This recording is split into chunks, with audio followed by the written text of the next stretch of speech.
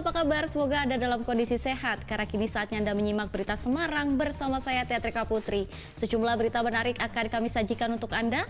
Berikut 3 berita utama hari ini. Dipicu masalah bagi hasil usaha kayu dan utang piutang, seorang pria di Wonogiri membunuh 2 orang secara keji.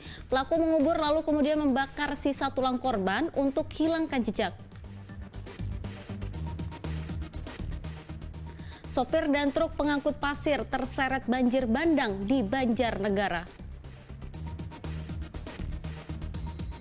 Manfaatkan harga beras mahal, seorang pencuri di Klaten nekat mencuri beras ratusan kilogram di sebuah toko kelontong lalu membawa hasil curian dengan sepeda motor.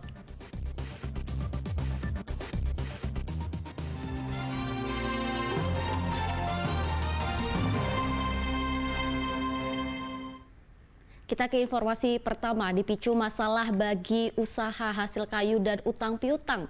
Seorang pria asal Wonogiri membunuh pengusaha kayu yang tak lain rekan bisnisnya dan juga seorang penagih hutang. Pelaku membakar dan menghancurkan tulang kedua korban untuk menghilangkan jejak. Kasus pembunuhan keji ini terbongkar dari pengembangan kasus pencurian mesin gergaji kayu di wilayah Ngadirejo.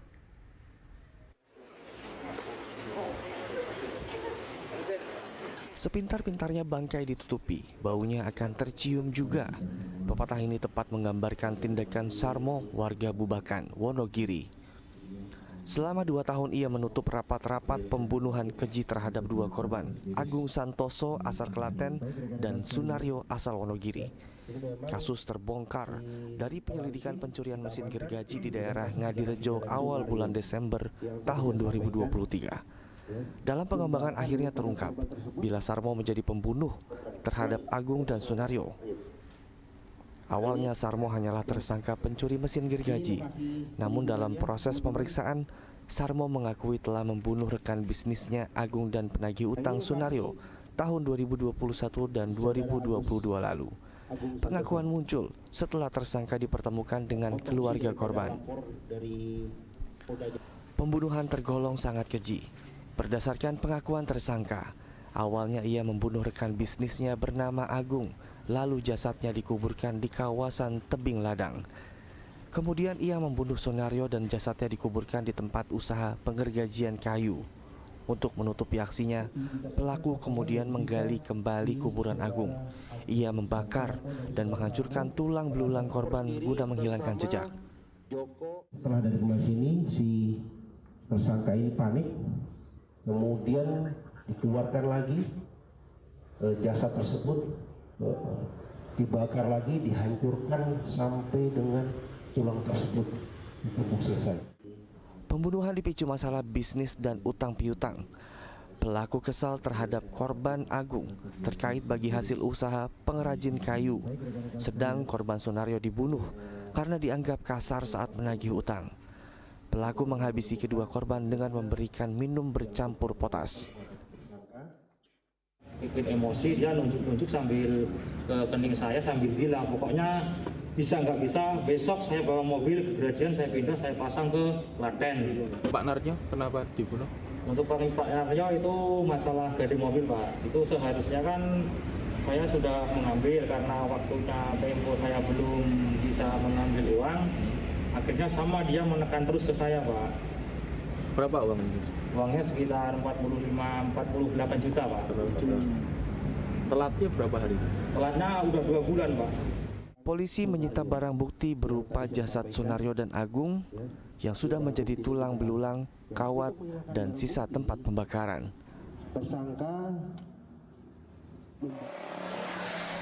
Keluarga korban Agung di Desa Sajan, Kecamatan Trucuk, Klaten, meminta polisi agar pelaku dihukum mati karena tindakannya sangat keji.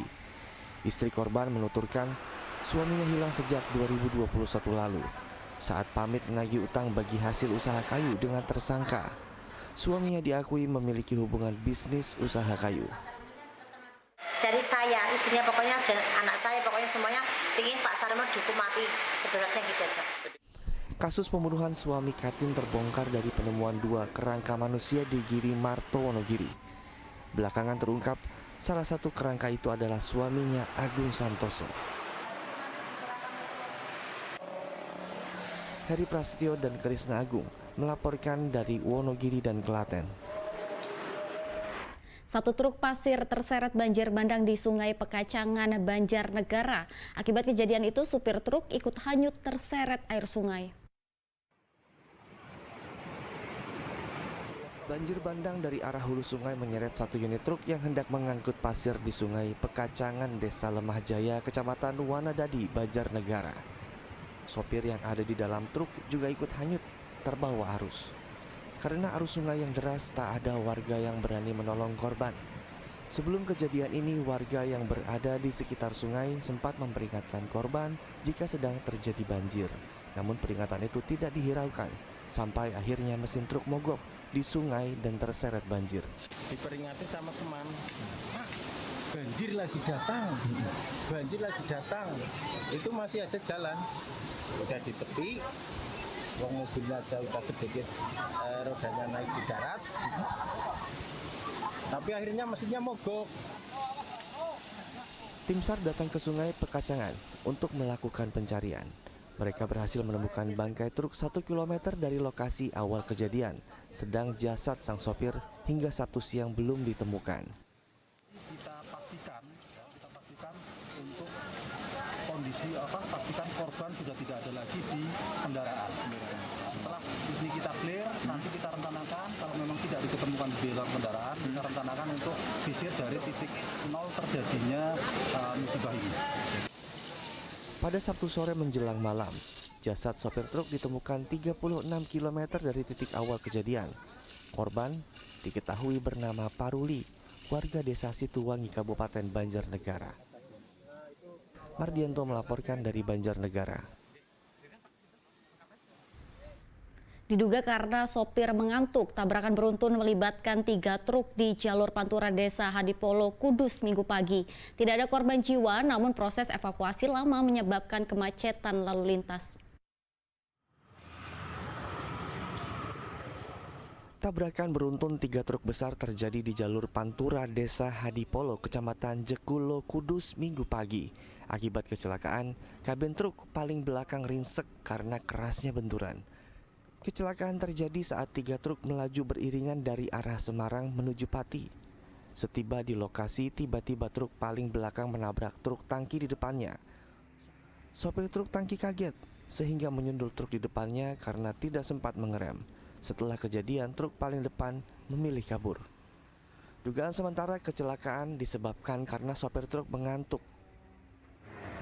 Sekitar jam 5 lebih sedikit tadi untuk KBM truk yang ada di depan ini menabrak truk yang ada di depannya. Sementara untuk korban tidak ada, namun karena ada kendala truk mengalami rem mengunci, jadi kita upayakan untuk evakuasi secepatnya. Penyebabnya apa ini, Dan? Kemungkinan mengantuk. Jadi menurut keterangan sopir mengantuk, kemudian menabrak kendaraan yang ada di depannya.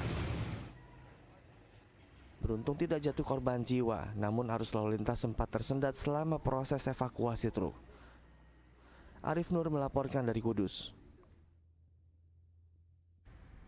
Informasi selanjutnya, seorang pengendara motor di Kota Tegal diduga menjadi korban salah sasaran oleh sekelompok remaja yang hendak mengusir balap liar. Akibatnya korban tewas karena kecelakaan usai dilempar bambu dan kayu.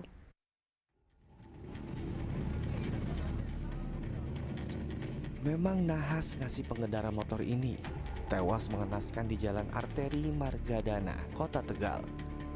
Ia diduga menjadi korban salah sasaran oleh sekelompok remaja yang sedang membubarkan balap liar. Korban meninggal dunia karena kecelakaan tunggal, sepeda motornya menabrak median jalan.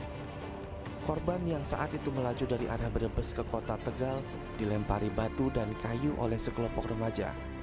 Kelompok tersebut menyangka korban merupakan peserta balap liar karena motor korban menggunakan knalpot brong dengan kecepatan tinggi. Penyerangan itu membuat korban terjatuh hingga tewas di tempat karena korban mengalami luka parah di bagian kepala. Kalau informasi penyebab ini katanya dilempar sama anak-anak. Katanya sih dilempar katanya, menurut teman yang di belakangnya. Tapi kalau berdua harusnya kan satu dua-duanya. Kayaknya sih memang dilempar. Kalau kejadian kan Mas, Sering di sini ya? Ini sering kejadian itu kecelakaan sering. Yang itu Balap motor ya? Korban dievakuasi ke RSI Harapan Anda, Kota Tegal. Polisi akan selidiki kasus ini dengan mencari identitas kelompok remaja yang diduga menyebabkan korban mengalami kecelakaan tunggal. Kuncoro Wijayanto melaporkan dari Kota Tegal.